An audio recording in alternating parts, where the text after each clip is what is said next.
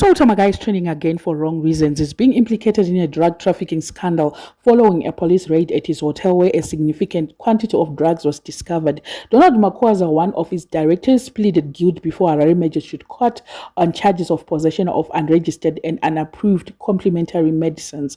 Nyai yakaitika on the 15th of November 2025 when CID from Harare headquarters received a tip of regarding unregistered and unapproved complementary medicines allegedly stored in one of the hotel rooms. My CID Pakashika, they did a thorough search on the premises and they discovered okay, forgive me, my words are not ma pharmacist in my doctors nema nurse, and they discovered metronidazole, clotrimazole, acyclovir topical cream, fluconazole tablets, cotrimoxazole, miconazole nitrate vaginal cream, COQ10 vascular care, sodium bicarbonate injection, Stylen Alptelin injections, and restorative lip balm, all in large quantities. Nchataurani zvavo zvangu amanzwa medicines esaya kuti ndechi.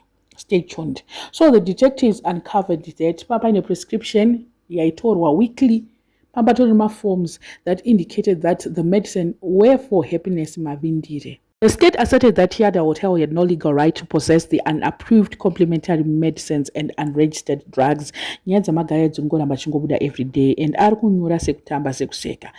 Can we say someone planted them because there was a prescription and pampatori nema weekly reports anoratiza kuti aitorwa every week? Ritz, can you come here and defend your papa? Please, varikuda defense.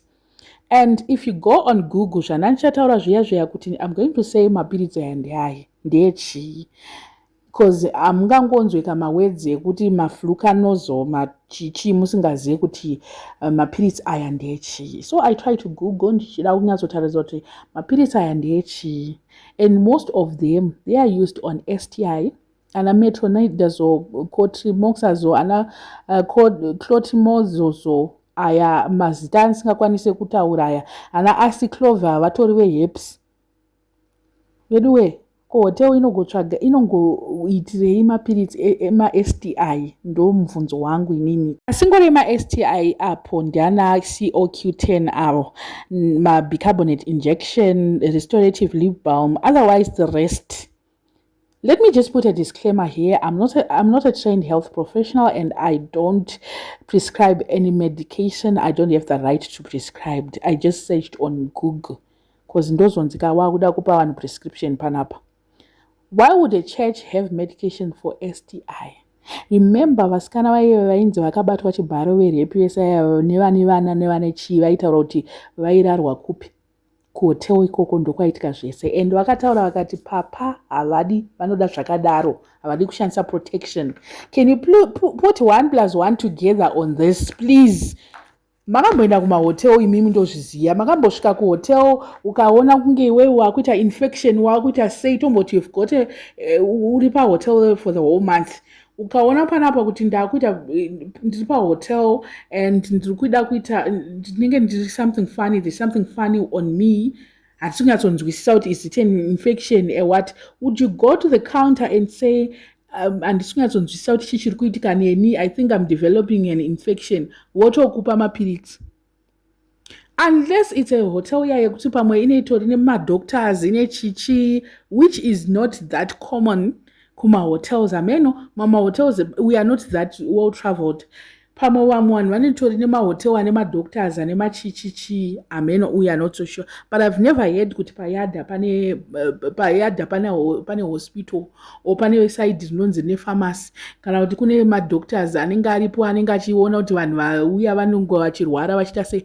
But out of all the people, out of all the places in the world, and you cannot say to me kuchurch neku-hotel you can find antibiotics.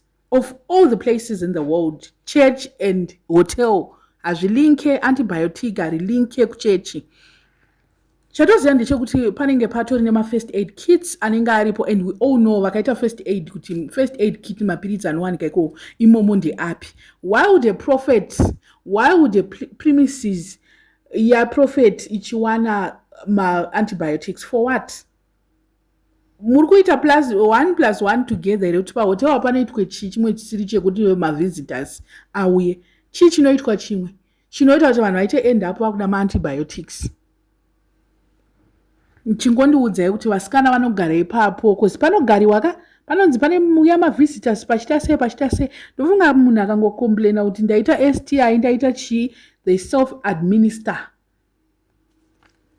which is illegal. This story will just track back to him. We'll tell I think it's a place echihure the guy tione kuti matare ezvimotsa vachati chii handi ndiyo iri kuitwa auction iri mangwana kana kuti ndeimwewo kana kuti pane mahotel akawanda here I don't know but anyway ikaenda ndo I think kuti mwari anenge atotoona kuti panapa it's a den of all the sins. Who is Happiness? She needs to be found.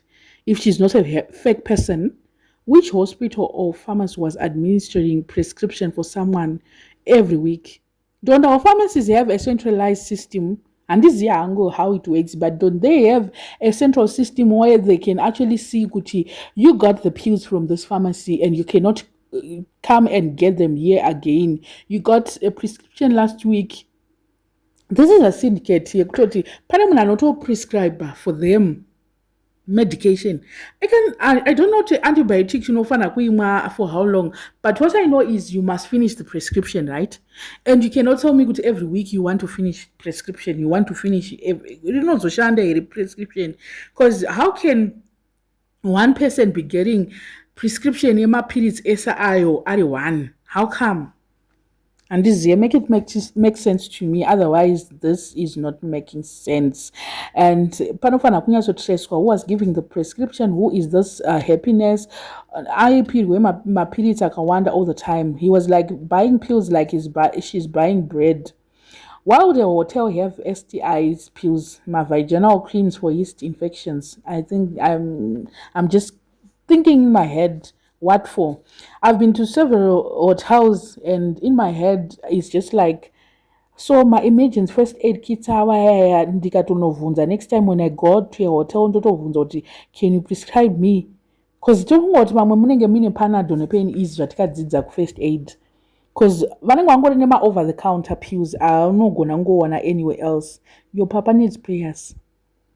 Please pray for your papa. He needs to explain kuti why zvese zviri kuitika papremise yavo. Rine gore igore rekungangurwa ende munhu wese Mwari waakata vanhu vese vakatamba naMwari gore rino vachangangurwa.